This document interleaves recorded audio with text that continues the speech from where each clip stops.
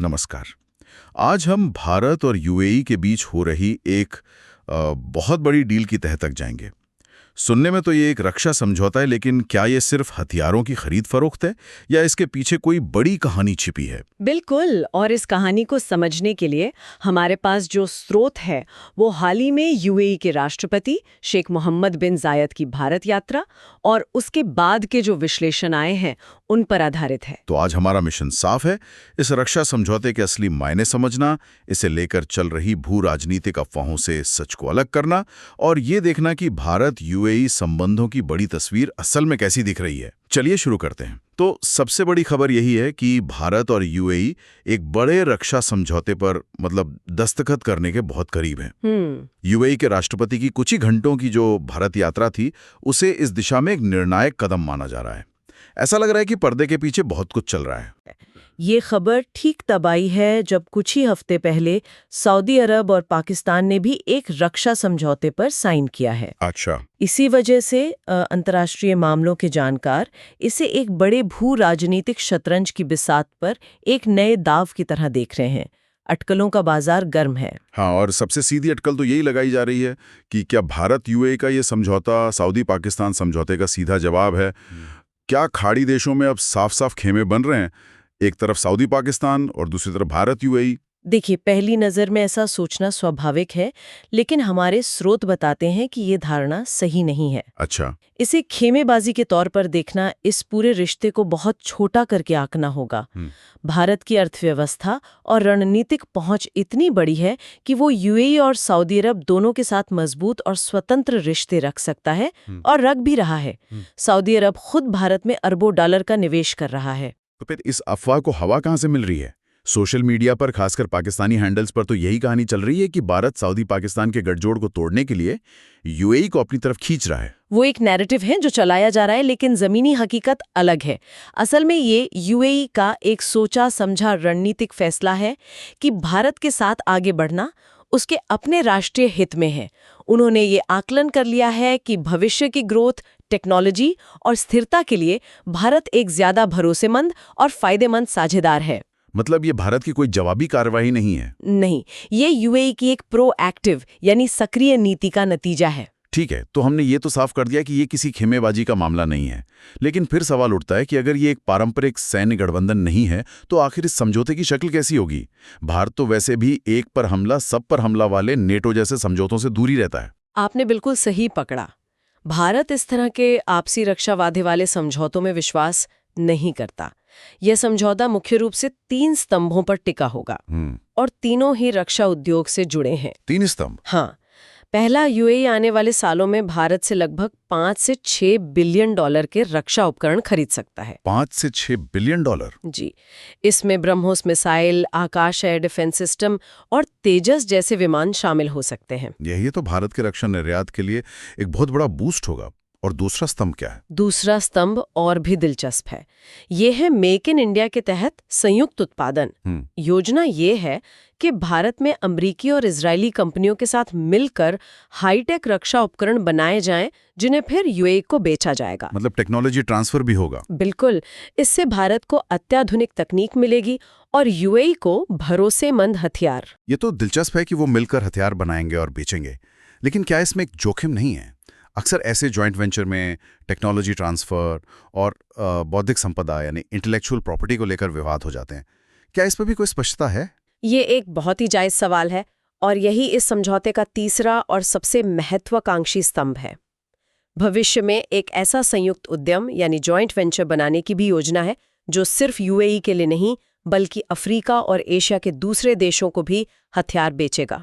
अरे वाह! जाहिर है इसमें बौद्धिक संपदा जैसे मुद्दे आएंगे, लेकिन जिस स्तर का भरोसा और रणनीतिक समझ इन दोनों देशों के बीच बन चुकी है, उससे लगता है कि वे इन चुनौतियों के लिए पहले से तैयार हैं। यह एक क्लासिक सैन्य गठबंधन से ज्यादा एक रणनीतिक, वाणिज्यिक और औद्योगिक साझेदारी है। तो अगर हम इस पूरी तस्वीर को देखें तो ये हथियारों का सौदा कम और भविष्य की टेक्नोलॉजी, व्यापार और ऊर्जा पर आधारित एक नए रणनीतिक हाईवे का शिलान्यास ज्यादा लग रहा है। और जैसा कि आपने शुरू में इशारा किया था, ये सिर्फ रक्षा तक ही सीमित नहीं है। बिल्कुल भी नहीं। रक्षा तो इस बहुआयामी साझेदारी का सिर्फ एक पहलू है। असल कहानी तो उन दूसरे समझौतों में छिपी है जो इस रिश्ते को मजबूती दे रहे हैं। व्यापार को ही ले लीजिए। दोनों देशों के बीच व्यापार पहले ही $85 बिलियन तक पहुंच चुका है। $85 बिलियन, तुम पहले ही बहुत बड़ी रकम है। हाँ, लेकिन अब लक्ष्य इसे 2032 तक दोगुने से भी ज्यादा करके $200 बिलियन तक ले जाने का है।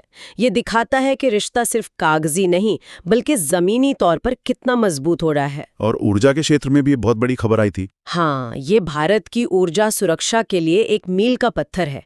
भारत की HPCL और UAE की सरकारी तेल कंपनी एडनोक के बीच 10 साल का LNG आपूर्ति समझौता हुआ है। LNG यानी लिक्विफाइड नेचुरल गैस। जी, जिसे जहाज़ों के जरिए लाया जाता है। इस समझौते के तहत 2028 से भारत को हर साल 0.5 मिलियन टन LNG की आपूर्ति सुनिश्चित हो गई है। ये भारत की बढ़ती ऊर्जा ज़रूरतों को पूरा करने और बाजार के उतार चढ़ाव से बचाने में मदद करेगा। यानी व्यापार और ऊर्जा, ये दो मजबूत स्तंभ तो दिख रहे हैं, लेकिन स्रोत भविष्य की तकनीक जैसे परमाणु ऊर्जा और आर्टिफिशियल इंटेलिजेंस का भी जिक्र कर रहे हैं। सही कहा, और यहीं पे ये साझेदारी सच में भविष्य की ओर देखते हैं। दोनों देश मिलकर SMR यानी स्मॉल मॉड्यूलर रिएक्टर बनाने पर शोध करेंगे। स्मॉल मॉड्यूलर रिएक्टर, ये क्या होते हैं? ये छोटे फैक्ट्री निर्मित परमाणु रिएक्टर होते हैं जिन्हें कहीं भी लगाया जा सकता है।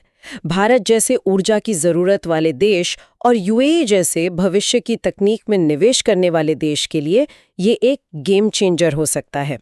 ये पारंपरिक न्यूक्लियर पावर प्लांट की तुलना में ज्यादा सुरक्षित और सस्ता विकल्प माना जाता है। पोर्टेबल न्यूक्लियर पावर, ये तो विज्ञान कथा जैसा लगता है। और AI के बारे में क्या? AI यानी आर्टिफिशियल इंटेलिजेंस के क्षेत्र में UAE फरवरी 2026 में होने वाले भारत के AI इम्पैक्ट समिट में एक प्रमुख भागीदार होगा। ये दिखाता है कि दोनों देश अगली औद्योगिक क्रांति के लिए मिलकर काम करना चाहते हैं। इन स्रोतों में एक और बहुत ही अनोखी चीज का जिक्र है, डिजिटल एम्बेसी। ये मैंने पहली बार सुना है। ये क्या है? ये एक बहुत ही इनोवेटिव आइडिया है। UAE की योजना है कि वो पूरे भारत में डिजिटल दूतावास स्थापित करेगा। इसका मतलब है कि वीजा या दूसरे कांसुलर कामों के लिए लोगों को दिल्ली में दूतावास के चक्कर नहीं काटने पड़ेंगे। अच्छा। वे अपने शहर में ही इन डिजिटल सेंटर्स के जरिए अपना काम करवा सकेंगे। ये लोगों के जीवन को आसान बनाने की दिशा में एक बड़ा कदम है। अरे वाह, ये तो आम लोगों के लिए बहुत बड़ी सुविधा होगी। और अंतरिक्ष सहयोग का भी जिक्र है। हाँ, इसरो और UAE की अंतरिक्ष एजेंसी के बीच भविष्य में बड़े संयुक्त प्रोजेक्ट्स की योजना है, जिसमें दूसरे ग्रहों को एक्सप्लोर करने के मिशंस भी शामिल हो सकते हैं।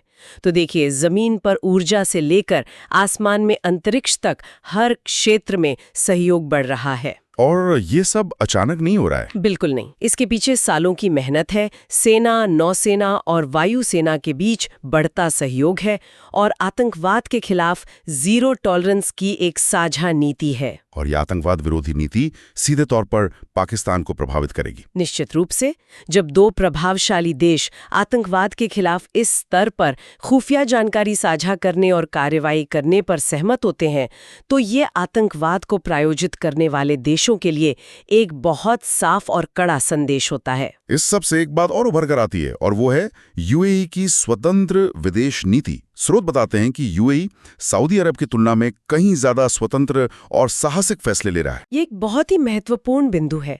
UAE की विदेश नीति भारत की विदेश नीति की तरह ही बहुत व्यवहारिक यानी प्रैग्मैटिक है। वे किसी एक खेमे में बंद कर नहीं रहना चाहते।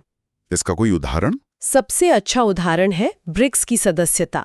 भारी अमेरिकी दबाव के बावजूद UAE ब्रिक्स का सदस्य बन गया, जबकि सऊदी अरब अभी तक हिचकिचा रहा है। यह उनकी रणनीतिक स्वायत्ता को दिखाता है। लेकिन दिलचस्प बात यह है कि वो अमेरिकी नेतृत्व वाले समूहों का भी हिस्सा हैं। ये विरोधाभास नहीं है। बिल्कुल नहीं, यही उनकी व्यावहारिकता है। एक तरफ वे चीन और रूस के साथ ब्रिक्स में है, तो वहीं दूसरी तरफ वे पैक्स, सिलिशा जैसे समूहों का भी हिस्सा है, जो कि मध्य पूर्व में समुद्री सुरक्षा और स्थिरता के लिए अमेरिका के नेतृत्व वाला एक नौसैनिक गठबंधन है। और दिलचस्प बात यह है कि उन्होंने भारत को भी इसमें शामिल होने के लिए आमंत्रित किया है। वे दोनों दुनियाओं का सर्वश्रेष्ठ चाहते हैं। वे किसी एक महाशक्ति के पीछे चलने की बजाय अपने राष्ट्रीय हितों को सबसे ऊपर रखते हैं, ठीक भारत की तरह। और यही व्यवहारिकता शायद पाकिस्तान के साथ उनके संबंधों में भी दिखती है। ये एक बहुत ही अजीब और विरोधाभासी रिश्ता लगता है। ये एक क्लासिक उदाहरण है। एक तरफ जब पाकिस्तान की अर्थव्यवस्था डूब रही होती है तो वे कभी-कभी $1-2 अरब का कर्ज देकर उसे बचा लेते हैं, लेकिन दूसरी तरफ उन्होंने हाल ही में अपराध और भीख मांगने जैसी समस्याओं का हवाला देकर पाकिस्तानियों के लिए वीजा पर लगभग रोक लगा दी है। ये तो बहुत बड़ा कदम है। हाँ, और ये एक भारतीय पासपोर्ट धारक के बढ़ते आत्मविश्वास और एक पाकिस्तानी पासपोर्ट की घटती साख के बीच का अंतर साफ दिखाता है। आज एक भारतीय पासपोर्ट धारक आत्मविश्वास के साथ यूएई या अमेरिका जा सकता है, जबकि एक पाकिस्तानी पासपोर्ट पर प्रतिबंध बढ़ते जा रहे हैं। ज़मीनी हकीकत यही है, भले ही इंटरनेट पर कोई भी नैरेटिव बनाया जाए। तो अगर हम इस पूरी चर्चा को समेटें तो निचोड़ ये है कि यह सिर्फ एक हथियारों का सौदा नहीं है। ये दो ऐसे देशों के बीच एक गहरी बहुस्तरीय रणनीतिक साझेदारी है जो किसी के खेमे में नहीं बल्कि अपनी शर्तों पर दुनिया के साथ जुड़ना चाहते हैं। ये किसी के खिलाफ प्रतिक्रिया नहीं बल्कि अपने साझा भविष्य के लिए उठाया गया एक सक्रिय कदम है। आपने बिल्कुल सही सारांश दिया। मुख्य बात यही है कि ये एक अनोखा, अपनी तरह का पहला समझौता होगा जो पूरी तरह से भारत और यूएई के हितों को ध्यान में रखकर बनाया गया है। ये किसी और समझौते की नकल या प्रतिक्रिया नहीं, बल्कि अपने आप में एक मॉडल है जो तकनीक, व्यापार और रणनीतिक स्वायत्तता पर केंद्रित है।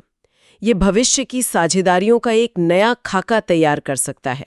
इस पूरी चर्चा से एक विचारणीय प्रश्न ये उठता है, जैसे जैसे भारत और यूएई जैसी मध्यम शक्तियां इस तरह की स्वतंत्र और बहुसंरेखित यानी मल्टी अलाइंड विदेश नीतियां अपना रही हैं, पारंपरिक वैश्विक गठबंधनों और शीत युद्ध की मानसिकता वाले शक्ति गुटों के भविष्य के लिए इसका क्या अर्थ हो सकता है? क्या हम एक ऐसी दुनिया की ओर बढ़ रहे हैं जहां देश खेमों में नहीं बल्कि मुद्दों पर आधारित लचीले गठबंधनों में काम करेंगे?